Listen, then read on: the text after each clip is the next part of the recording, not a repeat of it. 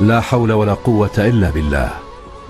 هذه الدنيا بكل جمالها وعظمتها سوف تنتهي يوما ما، والشمس والنجوم أيضا سوف ينطفئ نورها، والجبال الشاهقة بكل هيبتها وشموخها سوف تصبح دكا، وستغور البحار، وهذه الغابات الجميلة ستصبح خضرتها كأنها حمم البراكين.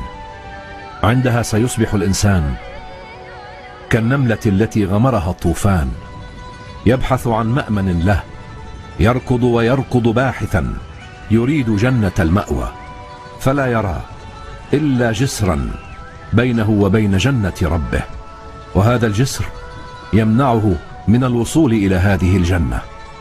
إنه جسر يتسع تارة ويضيق أخرى.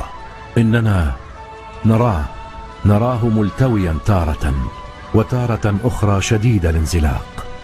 إنه لعمري شديد الانزلاق.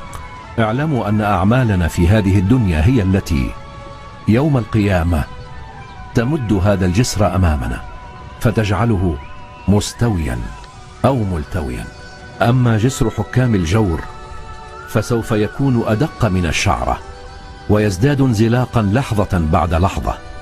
في ذلك اليوم جوارحنا تشهد على أعمالنا خيرا كانت أم شرا، ولا شيء أشد من الظلم هولا.